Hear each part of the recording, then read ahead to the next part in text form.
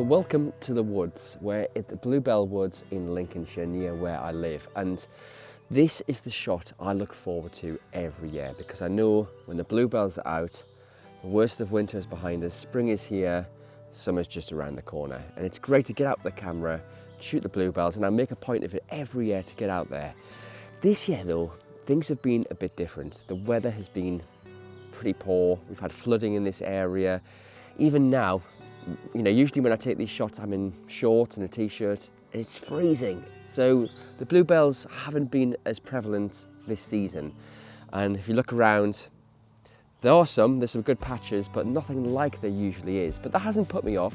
I'm still going to try and get some nice images, and I've got a bit of a secret weapon today because for ages and ages, I've been trying to get my hands on the 90mm macro from OM System.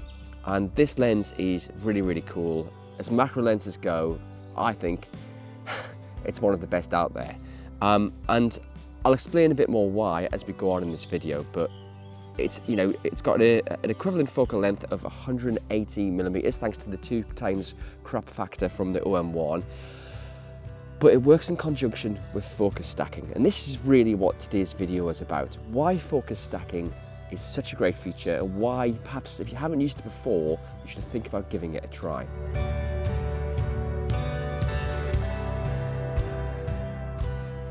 Okay, so when you're shooting macro images, you've got two main challenges, light and the zone of focus. And this is where focus stacking can help. If you've never heard of focus stacking, don't worry about it. It's very easy to explain. So basically, focus stacking means you take multiple images at different zones of focus. So the first image will be shot here. The next image, the zone of focus will be captured a bit further on, a bit further on, a bit further on, a bit further on. And once you've got all these files with different zones of focus, you can either choose to merge them together manually, or if your camera allows, it will compress them all in camera and do all the hard work for you. Now, macro imagery, where the zone of focus is really narrow, that's when focus stacking really comes into play and is such a great help. So I'm going to take some photos now and I'll show you the difference between a single frame exposure and a focus stacked shot, so you can see how much this feature helps.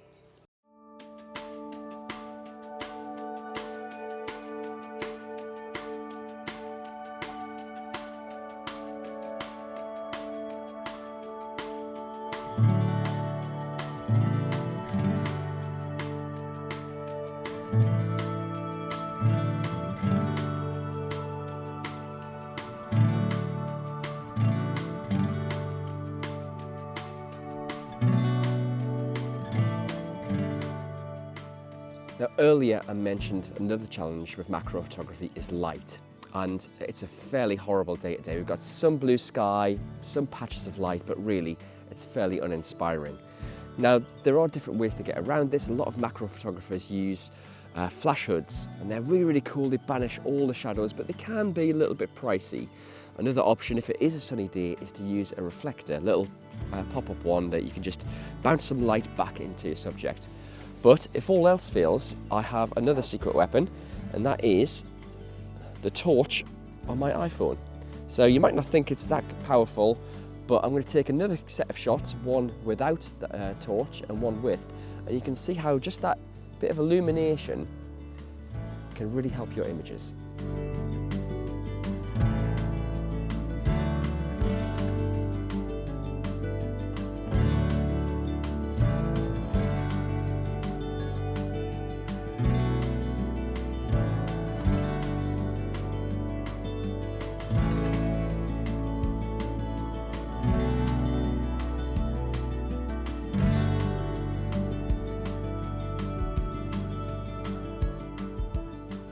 So there's one last shot I want to get of the bluebells, but this time I'm going to put away the macro lens.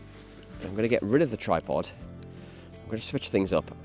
Instead, I'm going to go ultra wide. So I'm going to get rid of this one. I'm going to reach for my 8-25, which gives an effective focal length of 16 to 50. And what I'm going to do is I'm going to get a worm's eye view of the bluebells. So rather than from the side or from the top, I'm going to go from the ground. Basically, all I'm going to do is rest the camera on the ground like this, and get just a sort of different perspective of the bluebells looking up. And this only really works if you've got a wide lens, and 16mm is probably the sort of, you know, the least I'd go. You know, I'd want it sort of ideally sort of 12 or 14, but 16 will do for this shot. And what really helps with this shot is the vari-angle LCD, because obviously you can't get down to the viewfinder when it's like that. So what you need to do is use the viewfinder to get your composition right. And when the time, once you're happy with that and the time is right, just click the shutter, or you can trigger it remotely if you've got that feature on your camera. So let's see how this comes together. As I said all day, there's not great patches, so I'll have to walk about and try and find one. But let's see if I can get a shot and challenge myself to come up with a frame like that.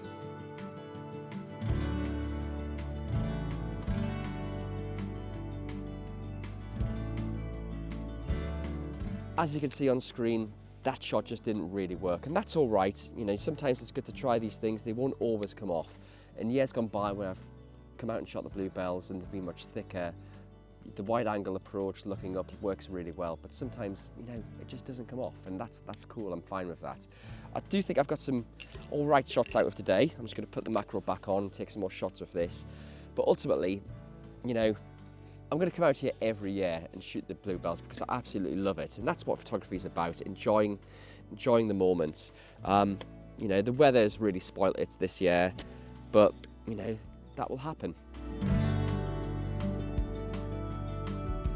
One thing today has been really useful for is trying out this 90mm macro. It's a brilliant lens. I'm really impressed with it.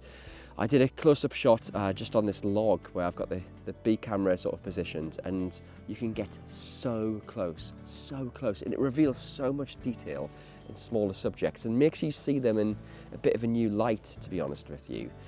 Pardon the pun, because there's been no light today, but there we go. Let's just take a moment to look for the focusing options that you have with the 90mm macro. So you've got 3 different focus limiting options: macro, 2.5 to half a meter, and from 2.5 to infinity. And another great thing about this lens is that it has a manual clutch, like a lot of Olympus lenses. So you just pull this bit back and it makes a nice satisfying sound, and you can manual focus. And if you want to switch it back into autofocus, you just switch it back up with the manual clutch like that. And it really does speed up the operation. Quite often, if you are shooting in macro and you want to switch between the two, you have to go into menu systems, and that can take time, but just with the manual clutch, it's so much faster. So let's just have a quick recap and go over what we've covered today. So I've talked about why I like bluebells in the first instance. It always feels like the first proper shoot of the year. There's loads of bugs about it, so sorry if I keep scratching my head.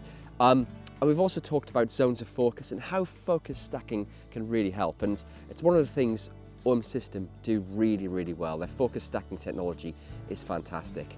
We've also talked about lighting, and if there isn't any, how to provide your own, whether it be with a reflector or even with a simple iPhone. So that's good as well. And that's all there really is to this video, really. I hope you've enjoyed it, and I hope you enjoy the images. And by the time you watch this, a lot of the bluebells have probably gone already, so maybe that's something to put in your calendar for next year. But yeah, very impressed with the Olympus system 90mm. It's a great lens. It does have a few drawbacks, but on the whole, I'm going to spend my money on it. I think it's really cool. And enjoy the video. Let me know what you think about shooting bluebells and what you think about focus stacking in the comments below. Please like the video, and as always, please subscribe as well, and I'll see you next time.